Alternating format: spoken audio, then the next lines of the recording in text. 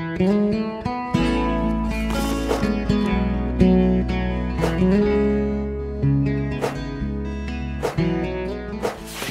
name is Oto Coberg, and this is my foreclosure story. Well, the whole story began somewhere in the middle of 2005, in the heights of this real estate euphoria. I was approached by two companies that offered me a good business opportunity to invest with them, buying houses, selling houses, fixing them up for a profit.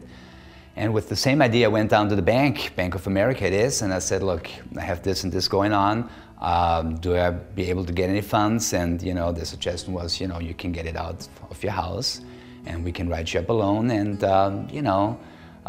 that way you have access to those funds. And I said, yeah, but do I qualify in terms of my rates and of my income?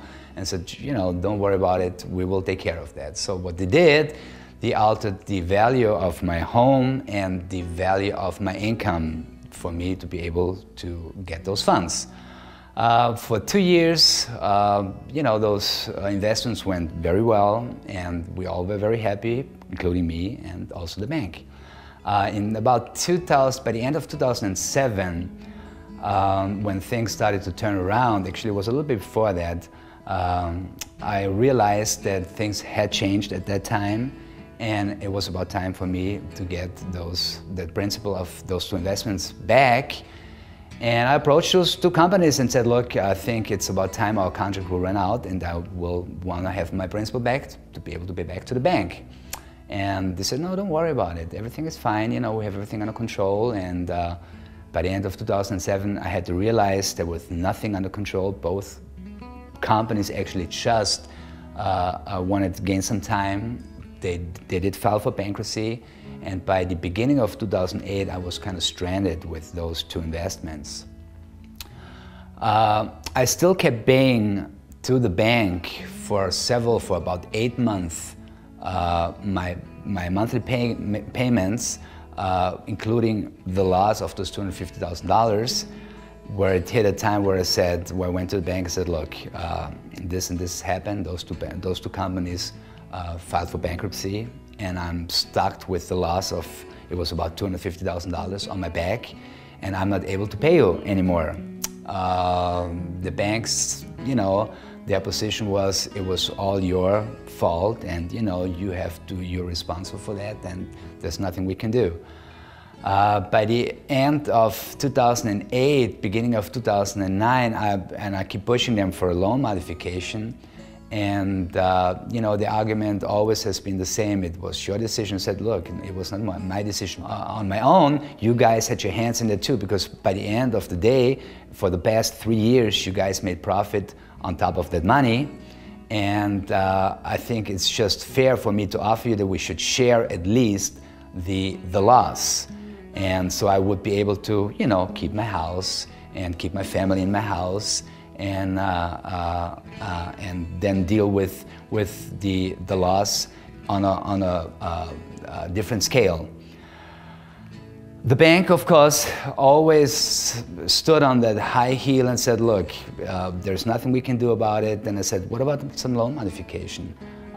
They did offer a loan modification, but that loan modification was just another ridiculous, attempt of pretending we're doing something. From about 6.5%, it went down to about 5.9%. It's like 0.5%. The monthly payment would have gone down about $150, what did not do nothing to help me out here. And the principal actually by the end would have been larger than it was before, because they had it extended for about 40 years.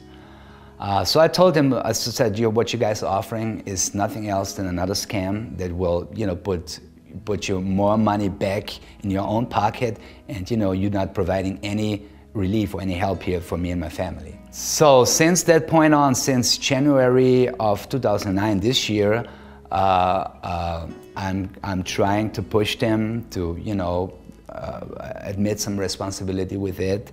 Until so far, I have not received any positive feedback from them. And I think my next best bet would be just hire a lawyer and then maybe sue the bank. And I just want to let everybody know that what Bank of America is doing, it's very disgusting.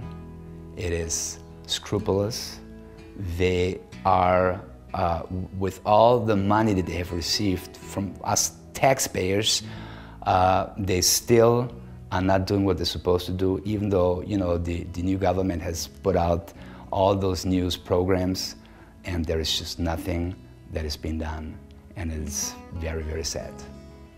I mean, we all know that the values of properties have decreased enormously over the past 2 years. And I mean, the other thing that strikes me is that if I sit and I look at the numbers, just not even talk about human aspect, but just look at the numbers and see, okay, he's owing me that is what I'm gonna get. You know, somehow I need to do something, because all those numbers are not adding up. And still, you know, trying to collect money that does not exist, and on top of it trying to collect interest on money that does not exist, just, you know, just strikes me as just disgraceful. I mean, you know, be honest with you, for me, Bank of America is nothing else than a big gang of mafia thieves trying to look out for their own profits. They don't care about nothing else. There is no human touch. There's no thinking about that. You know, that there are families out there where there are kids living at the house is not only a house, it's also their home, where it's all structured around it. And you know, the least you can do in a moment like this, where we're all facing very difficult times in terms of joblessness, of, you know, the whole economic crisis, stretch out and you know, help out at least during these very difficult times. And you know, it's just not happening.